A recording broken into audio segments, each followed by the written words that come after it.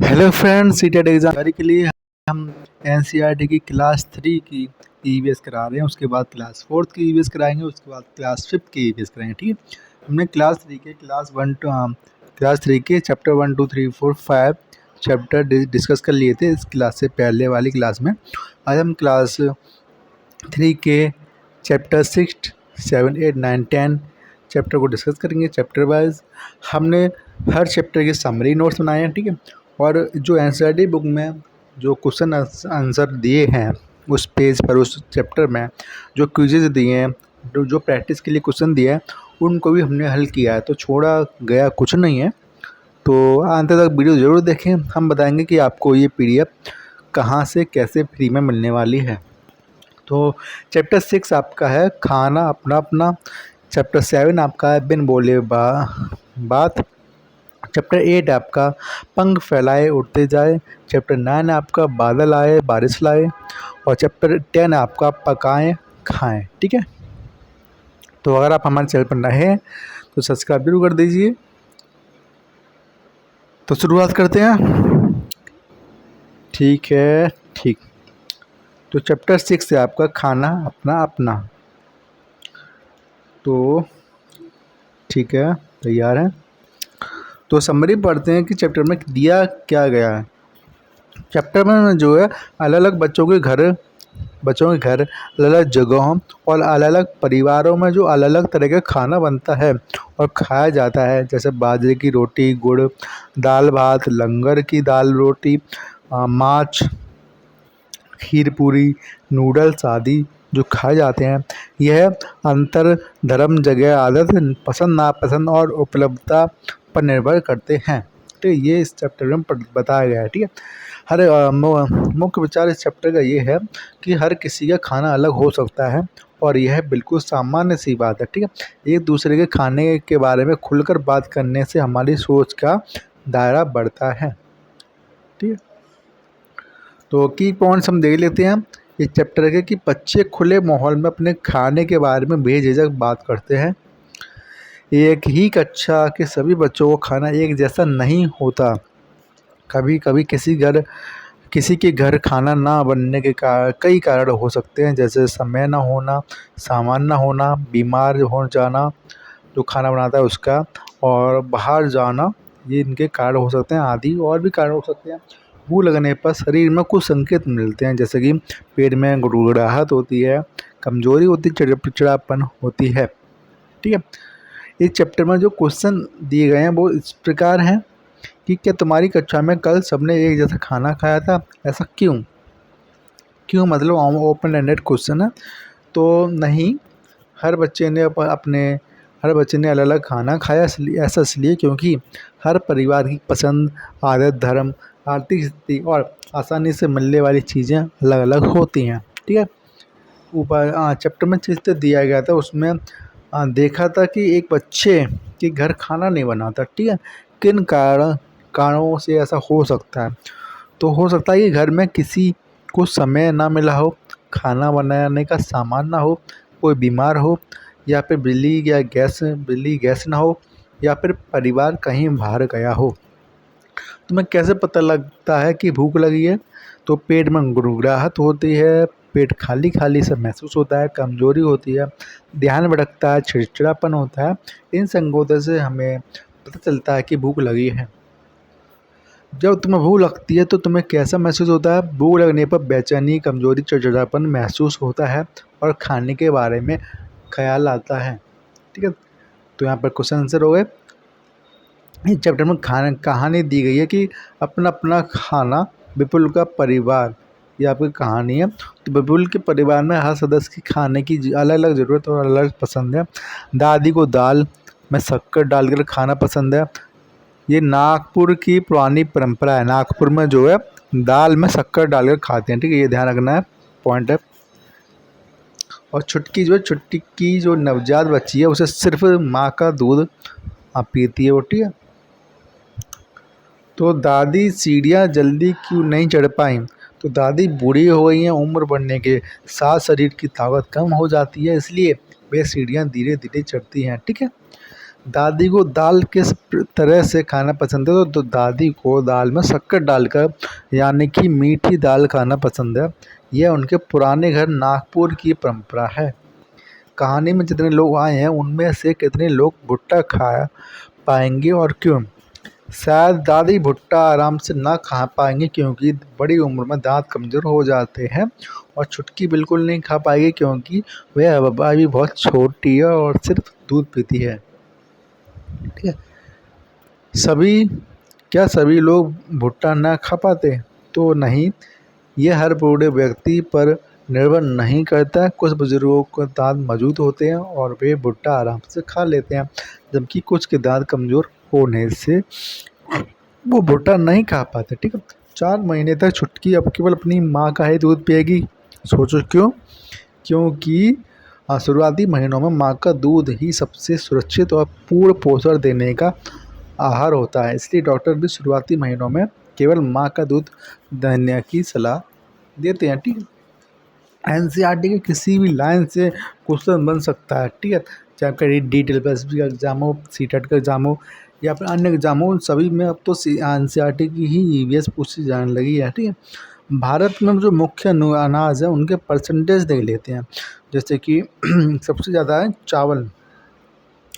चावल खाया जाता है, उसके बाद आपका खाया जाता है गेहूँ, उसके बाद आपका खाया जाता है मक्का, उसके बाद आपका खाया जाता है बाजरा, उसके बाद आपका खाया जाता है रागी, उसके बाद खाया जाता है आपका जौ। ये अनाज के बारे में कि कौन सा अनाज कितना खाया जाता है। ठीक है। तो गेहूँ और चावल से बनने वाले पकवान देखते हैं कौन कौन से बनते हैं। तो ठीक है। तो गेहूँ, रोटी। ठीक, गेहूँ से आपकी रोटी बनती है, गेहूँ से आपका सूजी और दलिया भी बनता है, और गेहूँ से आपका हलवा भी बनता है। ठीक है। चावल से आपके भात बनती है, चावल से आपकी इडली और खीर भी बनती है, और चावल से आपका डोसा भी बनता है। ठीक है। और चावल से आपकी ये पुलाव बनता है, और गेहूँ से आपकी पूरी या पराठा बनता है। ठीक है। हमने अपनी तरफ से कुछ नहीं जोड़ा है, जो भी एनसीईआरटी की बुक में है वही करा रहे हैं। आप ये पीडीएफ चाहते हैं तो टेलीग्राम जो ग्रुप से जुड़ जाइए, वहाँ आपको पीडीएफ मिलेगी। और अगर आप अपने खुद के नोट्स बनाना चाहते हैं तो वो तो सबसे अच्छी बात है। तो अलग अलग जगह पर खास पसंद। ठीक है। यहाँ से आपका डायरेक्ट क्वेश्चन पूछे जाते हैं सीटेट के एग्ज़ाम में। ठीक है। आप सोचते हैं कि ये कहाँ से आ गए, ये कौन पूछता है कि हांगकांग में क्या खाया जाता है? तो हांगकांग में सांप का मांस खाया जाता है। ठीक है। जिसे हम लिंग हू फेन कहते हैं। ठीक है। कश्मीर में आपके सरसों के तेल में बनी मछली खाते हैं। गोवा में नारियल के तेल में बनी समुद्री मछली खाते हैं, और केरल में नारियल व टेपिकोआ के साथ जो करी बनती है उसे खाते हैं। ठीक है। तो क्या क्या खाया जाता है, ये किस पर निर्भर करता है? तो ये निर्भर करता है आपका वहाँ क्या आसानी से मिलता है, इस पर निर्भर करता है। जो चीज़ें स्थानीय रूप से आसानी से उपलब्ध होती हैं वो वही ज़्यादा खाई जाती हैं। जैसे केरल में नारियल। क्या खरीद सकते हैं? तो परिवार की आर्थिक स्थिति के अनुसार खाने का चुनाव होता है, ये भी सही बात है। वहाँ के रीति रिवाज, धार्मिक व सांस्कृतिक परंपराएं खाने की पसंद तय करते हैं। ठीक है। ये भी सही बात है।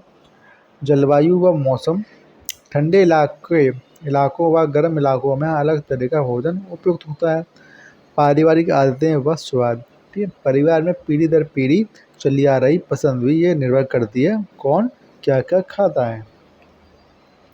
बच्चों की अलग अलग पसंद से देखते हैं कि जो लीचेन एक बच्ची है। तो लीचेन ये हांगकांग की है। ठीक है। लीचेन जो बच्ची है हांगकांग की है। ये बता रहे कि ये आप इनके यहाँ सांप का मांस खाया जाता है, जिसे लिंग हू फैन कहते हैं। ये पहली पसंद है। जूनी जो लड़की है वो कश्मीर की रहने वाली है, वो कहती है कि सरसों के तेल में बनी मछली पसंद है उसे, और गोवा में नारियल तेल में बनी समुद्री मछली का स्वाद अलग है लगता है। टॉमस जो केरल से है वो कहता है कि नारियल और उबले हुए टेपिओका के साथ करी पसंद है। ठीक है।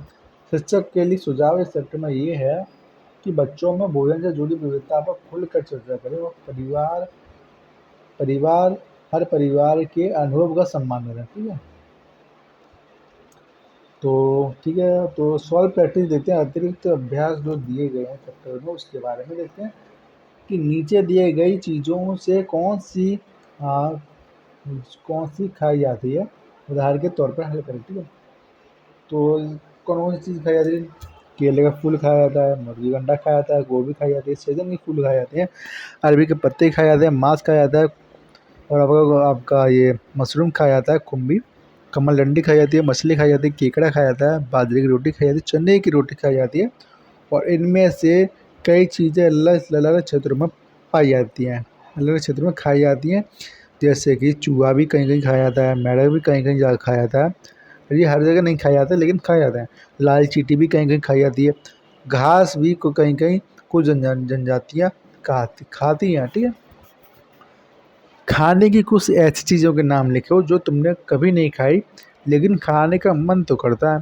जैसे कि पिज़्ज़ा के नए नए प्रकार बच्चों को पसंद है, विदेशी फल नहीं खाया, मैंने खुद नहीं खाया, ड्रैगन फ्रूट। ठीक है, समुद्री भोजन कैसा लगता है हमें, बहुत बहुत लालसा है कि समुद्री भोजन लगता कैसे है। ठीक है, लेकिन हमने खाया नहीं है। विशेष मिठाइयाँ हमने नहीं खाई हैं। ठीक है, ये आपका अलग अलग उत्तर हो सकता है हर बच्चे का। ओके, तो यहाँ पर चैप्टर 6 ख़त्म होता है। चैप्टर 6 ख़त्म होता है, बिना कुछ पॉइंट छोड़े पूरा चैप्टर 6 डिस्कस किया गया है। और ये बताइए कि ये हम बता देते हैं कि हमारी एनसीईआरटी सीरीज़ से कुछ भी बाहर नहीं आने वाला है। जो भी फैक्चुअल क्वेश्चन आने वाले हैं बिल्कुल बाहर नहीं जाने वाले हैं। ठीक है, तो बिल्कुल आपके ईवीएस में अच्छे मार्क्स आने वाले हैं अगर आप हमारी इस सीरीज़ को रेगुलर देखते हैं, उसे याद रखते हैं इनके फैक्टर को, और या फिर इस पीडीएफ को आप प्रिंट करवा लीजिए या फिर अपने नोट्स बना लीजिए, हमें कुछ दिक्कत नहीं है। तो चैप्टर 7 आपका बिन बोले बात।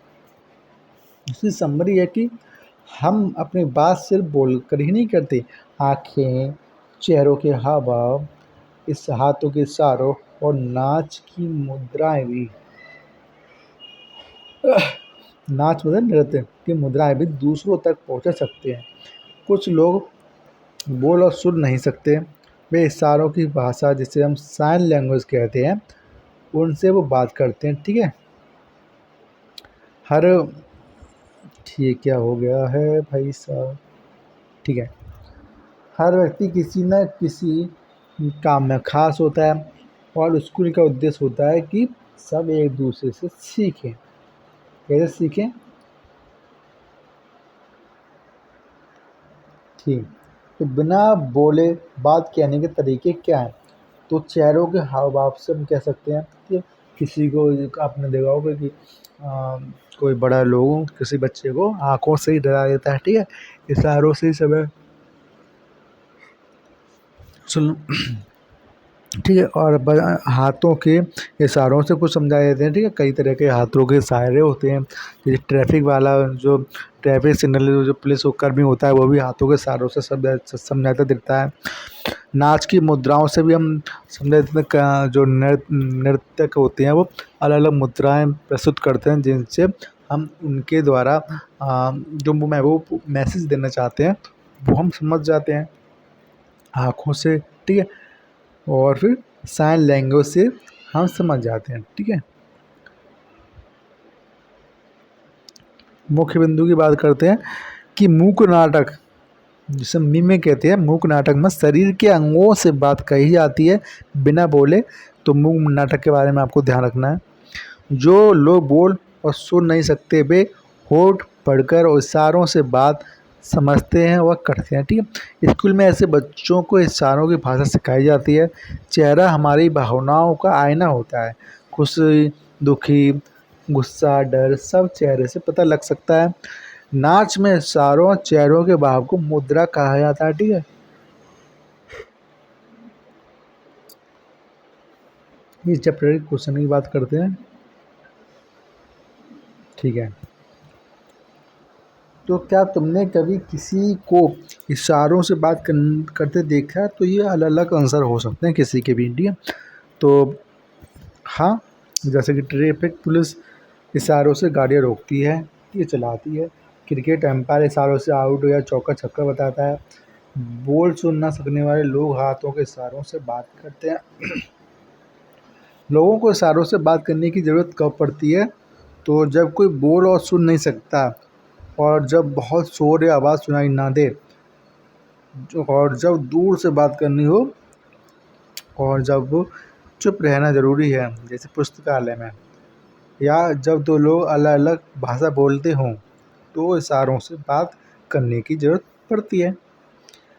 अपने आसपास के छोटे बच्चों को देखें, वे अपनी बात बिना बोले कैसे कहते हैं।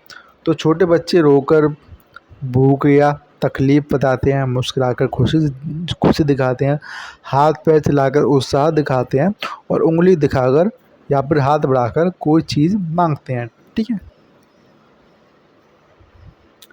चेहरा है आईना, चेहरे के भाव बनाना, ये आपका दिया गया है चैप्टर में। तो आफताब जो है, आफताब का खिलौना टूट गया है, वह दुखी है। तो चेहरे में मुंह के नीचे की ओर, जैसे कि ऐसे, ये सैड होने का संकेत होता है, दुखी होने का, जैसे ये है। ठीक है, सॉरी, जैसे ये चेहरा है, तो चेहरे पर मुंह के नीचे की ओर, मुंह के नीचे कर देता हूँ मैं ऐसे। ठीक है, ये आपकी आँखें, ये देखो, और आँखों में आंसू, और माथे पर सिकुड़न, ये आपकी दुखी होने का संकेत होता है। लग रहा है ना दुखी। ठीक है। जूली जो है छोटी बहन से जन्म से खुश है, ये चेहरे पे बड़ी मुस्कान है। ठीक है, ये जूली है, तो चेहरे पे बड़ी मुस्कान है, आंखें चमकती हुई हैं।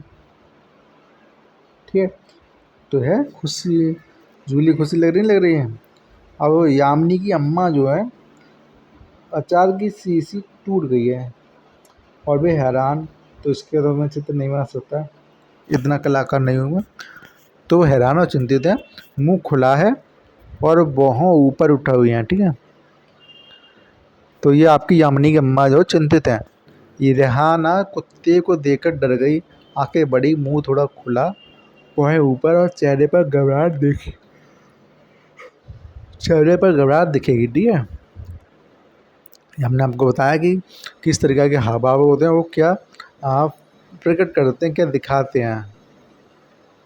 अतिरिक्त प्रश्न है कि नाच के इशारों या हाव भाव को क्या कहते हैं? तो इन्हें मुद्राएं कहते हैं। ओके, तो यहाँ पर आपका चैप्टर 7 भी ख़त्म हो गया। तो चैप्टर 8 है आपका पंख फैलाए उड़ते जाए। ठीक है, इसकी समरी जो है, अलग अलग पंछियों के पंख, चोंच, आवाज़ और चलने उड़ने के ढंग अलग अलग होते हैं। हर पक्षी अपनी खासियत के कारण अनोखा है, और यह विविधता ही दुनिया को सुंदर बनाती है। जैसे उल्लू और बुलबुल की बातचीत में सीखने को मिलता है। कविता से पहचानो, कविता दी गई है इसमें, उसकी बात, उस कविता को तो नहीं दिखाएंगे, लेकिन उनसे हमने जो हल किए गए रिक्त स्थान है उसकी बात करते हैं। कैसे? जैसे कि ये देखो, पहचानी खास बात, जो मोर है, मोर को हम कैसे पहचानेंगे? तो मोर को हम पहचानने वाले हैं, मोर के सिर पर कलंगी होती है, और सुंदर पंखों पर वो सुंदर पंख होते हैं, और सुंदर नाच भी वो करता है। जो बाज चील है, वो आकाश से झपट कर चूहा ले जाती है, पूंछ खांचेबाजी होती है। तोता जो है, तोता हरे पंख होते हैं, लाल चोंच होती है, और हरी मिर्च खाता है। कौवा जो है, कौवा काले पंख होते हैं, काला रंग होता है, और काँव काँव की आवाज़ करता है। कोयल जो है, कोयल कुहू कुहू की आवाज़ करती है, मीठा गीत गाती है। गिद्ध जो है, मरे जानवर को खाता है और जगह साफ करता है, ऊंचे आकाश में उड़ता है। कबूतर जो है, कबूतर स्लेटी रंग का होता है, गुलाबी पंजे होते हैं, गुटर गू की आवाज़ करता है। दर्जन चिड़िया, जैसे हम टेलर बर्ड कहते हैं, सुई चोंच जैसे, सुई चोंच, सुई जो है, सुई जैसी चोंच होती है उसकी, वो पत्ते से लेकर घर बनाती है। कठफोड़वा जो है, पेड़ के तने में छेद बनाकर कीड़े खाता है, और टुक टुक आवाज़ करता है। ठीक है, ये आपको सारे ध्यान रखने हैं। सारे फैक्ट जो है आपको नॉर्मल सी बात लग रही होंगी, लेकिन आपको ध्यान रखना है, कहीं से भी क्वेश्चन आ सकता है। तो पक्षियों की विशेषताएं की बात करते हैं। तो जो पक्षी जो होते हैं, तो आपको जो पक्षी हैं, पक्षियों की विशेषताएं इसमें दी गई हैं। पक्षी जो अलग अलग ढंग से चढ़ते हैं, चलते हैं, अलग अलग ढंग से उड़ते हैं, अलग अलग तरह की चोंच होती है, अलग अलग तरह के पंख होते हैं और अलग अलग तरह की आवाज़ होती है। ठीक है। अब इसमें जो उल्लू और बुलबुल की कहानी है, उसमें जो प्रश्न दिए गए हैं उसको डिस्कस करते हैं। पाठ में पक्षियों में से तुमने किन किन को देखा? तो मोर, कौवा, कबूतर, तोता, गिद्ध, बाज, चील, इन सबको हमने देखा। यह सूची हर बच्चों के अनुभव के अनुसार अलग अलग हो सकती है, एक सही बात है। कोयल व दर्जन चिड़िया आमतौर पर आवाज़ से पहचानी जाती हैं। यदि हम सभी एक जैसे दिखते और एक जैसा खाते, बोली भी एक जैसी होती, तो क्या होता? तब दुनिया बहुत नीरस हो जाती। सही बात है। अलग अलग रंग, अलग अलग आवाज़ और अलग अलग आते ही प्रकृति को रोचक और सुंदर बनाती हैं। ठीक है। ठीक है, तो यहाँ पे आपका भोजन का मिलान वाली साड़ी दी गई है आपके लिए। ये कोई अपनी तरफ से नहीं दी गई है, एनसीईआरटी की बुक में है तभी दी गई है। तो यहाँ पर आपका पक्षी है, फिर उनसे चोंच के प्रकार हैं और मुख्य भोजन लिखे हुए हैं। जैसे कि मोर जो है, मोर की चोंच आपकी छोटी होती है लेकिन मजबूत होती है और वो अनाज और कीड़े खाता है।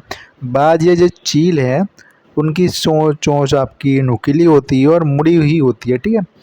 और ये मांस खाते हैं, चूहे पसंद है। ठीक है।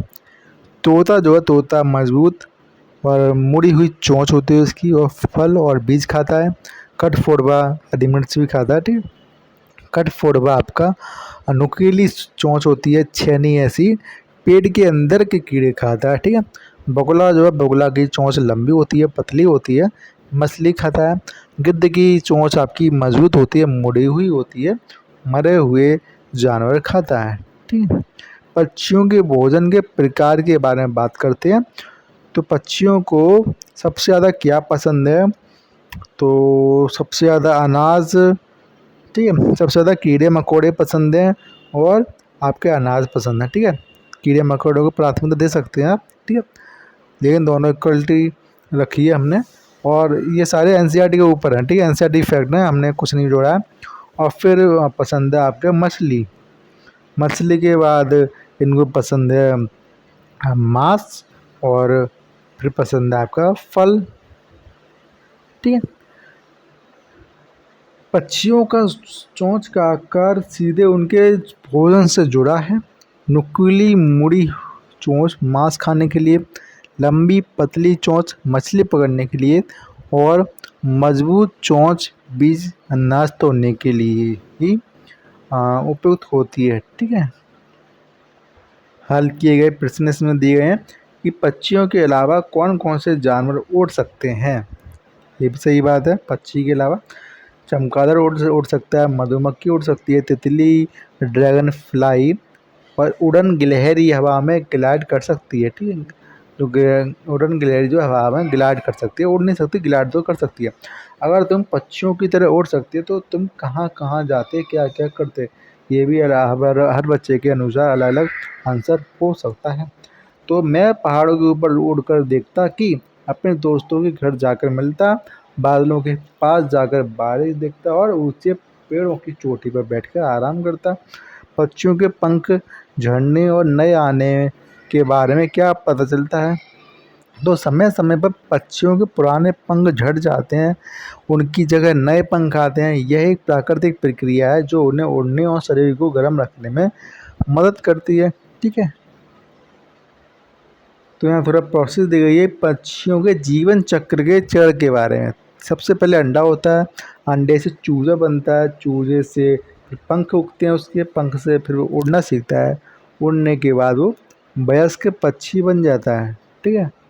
अवलोकन गतिविधि है कि बाहर जाकर पक्षियों को पानी में, पेड़ पर, जमीन पर, घर पर उड़ते हुए देखें और तालिका नोट करें।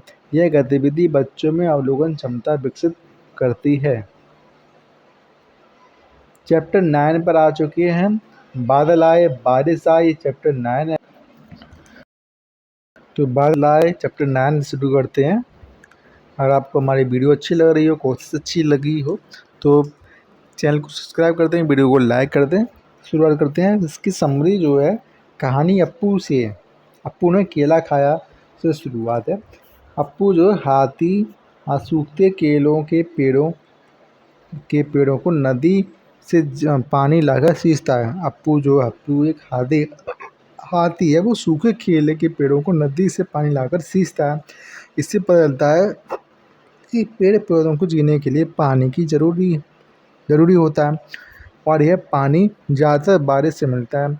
कविता बादल आए में बादलों के अलग अलग रूपों, गरजना, बरसना, इंद्रधनुष बनाना और ओले गिरना पर वर्णन किया गया है। तो देखते हैं कि बारिश कैसे बनती है। ठीक है, तो बारिश बनती है सबसे पहले सूरज की गर्मी से गर्म पानी भाप बनता है। ठीक है, जैसे कोई नदी या तालाब है, उसमें सूरज की किरणें पड़ रही हैं। ठीक है, तो भाप बनकर पानी भाप बनता है, ऊपर जाकर बादल बनता है। ठीक है, ऊपर जाकर आपका बादल बन गया। फिर क्या होता है, बादल ठंडे होकर पानी की बूंदें बनाते हैं। ठीक है, बादल ठंडे हो जाएंगे तो पानी की बूंदें बनाते हैं, और बारिश के रूप में पानी फिर गिरता है। ठीक है, ये आपका बारिश का चक्र होता है। मुख्य बिंदु क्या है कि सभी पेड़ पौधे जीवों को जीवित रहने के लिए पानी चाहिए। पेड़ पौधों को पानी मुख्यतः बारिश से मिलता है। बादल अलग अलग रंग व आकार के हो सकते हैं, कभी गरजते हैं, कभी बरसते हैं, और कभी कभी ओले भी बरसाते हैं। इंद्रधनुष बारिश के बाद सूरज की किरणों के पानी की बूंदों से गुजरने पर बनता है। तो यहाँ इस चैप्टर में जो अप्पू हाथी है, उस कहानी के प्रश्न हल करते हैं। अप्पू को कैसे पता लगा कि केले के पेड़ों को पानी चाहिए। तो अप्पू ने देखा कि बहुत दिनों से बारिश नहीं होती, और केले के जो पेड़ हैं वो मुरझा रहे थे।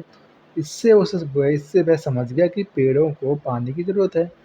तुम्हारे घर के आसपास के पेड़ पौधों को पानी कहाँ से मिलता है?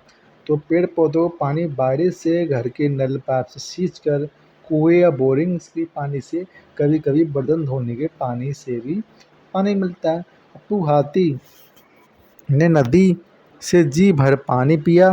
तुमने जानवरों को कहाँ कहाँ पानी पीते देखा है? तो तालाब में, नदी के किनारे, पानी के कटोरे जो होते हैं, बर्तन जो घर में जानवरों के लिए रखे जाते हैं, और सार्वजनिक जगहों पर पानी पीते हुए देखा है। पानी का जो औंद होता है ना, औंद, उसमें पानी पीते हुए देखा है जानवरों को। तो क्वेश्चन है कि क्या तुमने कभी किसी जानवर को पानी पिलाया है? तो ये भी अलग अलग बच्चे के अनुसार अलग अलग तरह का आंसर हो सकता है। तो हाँ, मैंने अपने घर के कुत्ते या गाय को या फिर बंदर को पानी भरकर पिलाया है। जिन जिन जानवरों को कोई पानी नहीं पिलाता, वे पानी कहाँ से पीते हैं?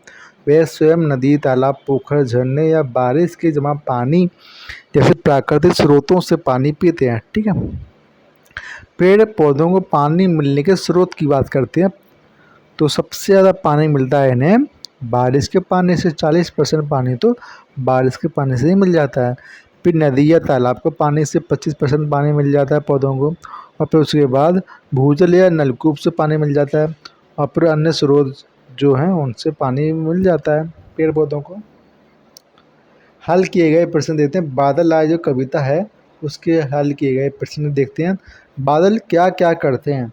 तो बादल अलग अलग आकार बनाते हैं, कभी जानवर जैसे दिखते हैं, आसमान में तैरते हैं, गरजते हैं, बरसते हैं, इंद्रधनुष के रंग बिखेरते हैं, और कभी कभी ओले भी बरसाते हैं। बारिश आने पर तुम्हें कैसा लगता है? तो ये भी सभी का अपना अपना आंसर हो सकता है। तो बारिश में भीगना, कागज़ की नाव बनाना बहुत अच्छा लगता है। ठंडी हवा से मन खुश हो जाता है। बारिश आने पर बादलों के अलावा क्या क्या दिखाई देता है?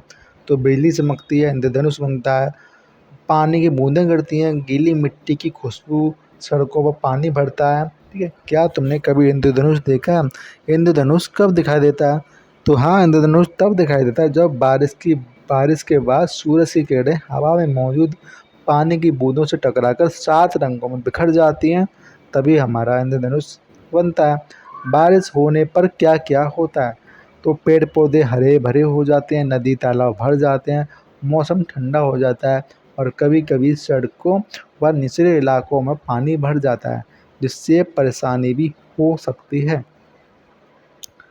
तो बादल कब किसे देखते हैं? अच्छा, कैसे दिखते हैं बादल, कब कैसे दिखते हैं? तो जब गरजते समय बादल तेज आवाज़ से काले बादल होते हैं, ठीक है। जो बरसते समय बादल से पानी गिरता है और इंद्रधनुष बनाते हैं। ओले बरसाते समय बर्फ़ के टुकड़े गिरते हैं और धीरे धीरे जब पानी धीरे धीरे जब बादल बहते हैं एक जगह से दूसरी जगह, तो अलग अलग तरह की आकृति बनाते हैं, जानवर की आकृति बनाते हैं, ठीक है। ओके, तो यहाँ पर आपका चैप्टर 10 शुरुआत करने वाले हैं। अगर हम आपने अभी तक चैनल सब्सक्राइब नहीं किया है तो सब्सक्राइब जरूर कर दें। हम क्लास 3, 4, 5 की ईवीएस कराने वाले हैं, करा रहे हैं। तो चैप्टर 10 आपका पकाएं खाएं। ये समरी की बात करते हैं। खाना पकाने के लिए कई तरह के बर्तनों, तरीकों जैसे कि भूनना, उबालना, तलना, सेकना और ईंधनों जैसे गैस, लकड़ी, बिजली, धूप आदि का इस्तेमाल होता है। कुछ चीज़ें कच्ची खाई जाती हैं और कुछ को पकाना ज़रूरी होता है, और कुछ चीज़ें दोनों तरह से खाई जाती हैं, ठीक है। पकाने के तरीके देखते हैं। जैसे भून कर हम क्या खाते हैं, तो भूनते हैं हम मूंगफली और भुट्टे को भूनते हैं। उबालते हैं हम दाल चावल अंडे को उबालते हैं। पूरी और पकौड़े को तलते हैं और रोटी और डोसा को हम सेकते हैं, ठीक है। रोटी बनाने की प्रक्रिया देखो, ये ओके, तो क्रिया, ये क्वेश्चन जब सीटेट में आया था ना, तो बहुत ईजी, तो क्वेश्चन तो ईजी है। तो ये क्रम पूछा था कि रोटी बनाने की प्रक्रिया का जो है क्रम लगाइए। क्वेश्चन आसान है, लेकिन सब ये सोचने में पड़ गए थे भाई ये क्वेश्चन आया तो आया कहाँ से, ऐसा क्वेश्चन भी पूछ सकते हैं क्या। तो बहुत आसान सा प्रश्न है कि रोटी बनाने की प्रक्रिया का सही क्रम लगाइए, ऐसा क्वेश्चन पूछा गया था। तो सबसे पहले हम आटा गूंथते हैं, फिर गोले बनाते हैं, फिर आपका गोले को बेलते हैं, फिर तवे पर सेकते हैं, फिर आपका गर्मा गर्म रोटी तैयार। ठीक है, ऐसा ही क्वेश्चन आपका पूछा गया था कि पंचर कैसे सही करते हैं। ठीक है, पंचर सही करने का सही क्रम लगाना था, पंचर कैसे सही करते हैं। ठीक है, तो ऐसे क्वेश्चन ईवीएस से ही पूछे जाते हैं, एनसीईआरटी से ही पूछे जाते हैं। ठीक है, तो बर्तन किस किस चीज़ों के बनते हैं, तो बर्तन आपके स्टील, पीतल, मिट्टी, एल्युमिनियम, लोहा, कांच, प्लास्टिक जैसी चीज़ों के बनते हैं। अपने बुजुर्गों से पता करो कि पहले किस तरह के बर्तन ज़्यादा काम में आते थे। तो ये सभी का अलग अलग आंसर हो सकता है। तो पहले मिट्टी, पीतल और कांसे के बर्तन ज़्यादा इस्तेमाल होते थे, जो आज की तुलना में कम आधुनिक पर टिकाऊ माने जाते थे। कच्ची खाई जाने वाली और पकाकर खाई जाने वाली या दोनों तरह से खाई जाने वाली चीज़ें बताओ। तो कच्ची हम खाते हैं सेब, केला, खीरा, टमाटर, गाजर। पकाकर खाते हैं हम दाल चावल, मांस, सब्जी, मच्छी। दोनों तरह से हम खाते हैं, जैसे आलू, अंडा, मक्का। ये हम दोनों तरह से खा सकते हैं। इन्हें कच्चा भी खा सकते हैं और पकाकर भी खा सकते हैं। ठीक है, भूनकर, उबालकर, तलकर और सेक कर पकाई जाने वाली चीज़ों के उदाहरण दो। तो सिंपल सा, भूनकर हम खाते हैं मूंगफली भुट्टे को, उबालकर खाते हैं अंडा आलू दाल को, तलकर खाते हैं पूरी पकौड़े को, सेक कर खाते हैं रोटी डोसा को। अतिरिक्त तरीके जो भाप में भी पकाते हैं इडली और मोमोज को। ठीक है, अब तो भाप में पकाने का नया ट्रेंड आ चुका है। तो खाने पकाने के ईंधन देखते हैं, सबसे ज़्यादा प्रयोग किसका करते हैं। सबसे ज़्यादा प्रयोग करते हैं हम 30% करते हैं गैस का, और उसके बाद 20% हम करते हैं लकड़ी का, 15% करते हैं हम मिट्टी का तेल, तो बंद हो गया अब, लेकिन हीटर करते हैं उसका मिट्टी का तेल। उसके बाद आपका आता है कोयले का, उसके बाद आता है सोलर कुकर का। ठीक है,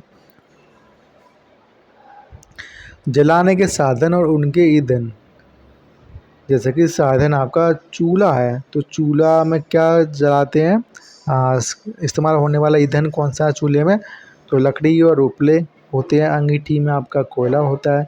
गैस चूल्हे में आपकी एलपीजी गैस का इस्तेमाल होता है। स्टोव में आपका मिट्टी के तेल का इस्तेमाल होता है। सोलर कुकर में आपकी दूध का इस्तेमाल होता है। और इलेक्ट्रिक हीटर में आपकी बिजली का इस्तेमाल होता है ईंधन के रूप में। ठीक है, बिना पकाए जाने वाली चीज़ें जैसे मूंग अंकुरण गतिविधि कहते हैं, उसके बारे में बताओ। तो साबुत मूंग को पानी में भिगोकर गीले कपड़े में लपेटकर रखने से 1-2 दिन में वो अंकुरित हो जाती हैं।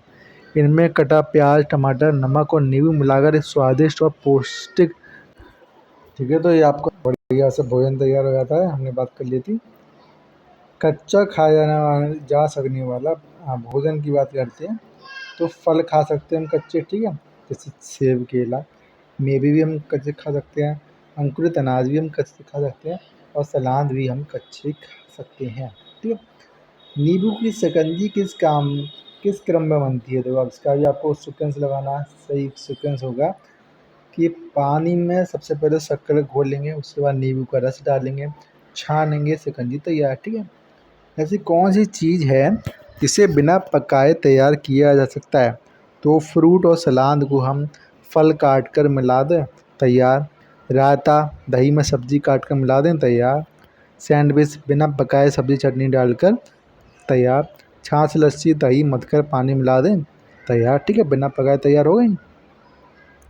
ठीक है, आपका क्विक रिवीजन कर लेते हैं कि चैप्टर 6 जो आपका था खाना अपना अपना, इसमें हर परिवार का खाना अलग अलग हो सकता है।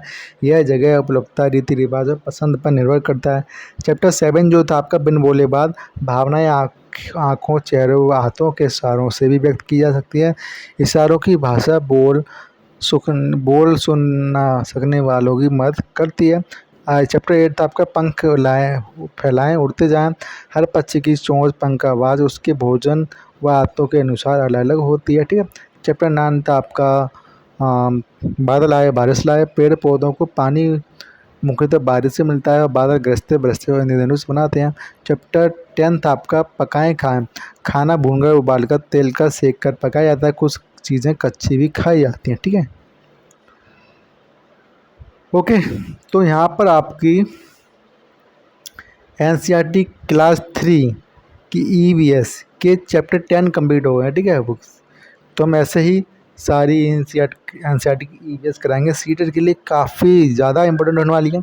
किसी भी टीचिंग एग्जाम के लिए चाहे ईवीएस पूछी जाती है तो वहाँ से एनसीईआरटी की ईवीएस ही पूछी जाती है, तो आपके लिए काफ़ी ज़्यादा इंपॉर्टेंट है। या तो आप हमारी पीडीएफ ले लीजिए। पीडीएफ आपको कैसे मिलेगी हम बता दें। जिस वीडियो पर 520 आएंगे, 520 बहुत कम होती है, लेकिन हम केवल 520 का डिमांड रखते हैं। 520 आएंगे तो मैं आपको ये पीडीएफ बिल्कुल फ्री में टेलीग्राम चैनल पर दे देंगे, ठीक है। नहीं तो आप खुद की नोट्स बना देंगे, वो सबसे अच्छा होता है। पीडीएफ के लिए हमने अपनी शर्त रख दी है। नहीं तो कोई भी आप देख सकते हैं, कोई भी यूट्यूब वाला आप अपनी पीडीएफ देता ही नहीं है। क्यों? क्योंकि उसे अगली क्लास भी तो बनानी है। वो एक बार में अपनी सारी चीज़ें दे देगा तो बच्चा फिर से क्यों पढ़ेगा। लेकिन हम दे रहे हैं अपनी मेहनत आपको फ्री में, लेकिन कंडीशन आपको बता दी है, 520 पीडीएफ आपको मिल जाएगी। तो अगर आप हमारे चैनल पर नए हैं तो सब्सक्राइब जरूर कर दीजिए। वीडियो कैसी लगी आप कमेंट करके ज़रूर बताएं, ठीक है। किस टॉपिक पे वीडियो बनानी चाहिए वो भी आप बता सकते हैं। ओके, तो मिलते हैं। बाय, नमस्कार, बाय।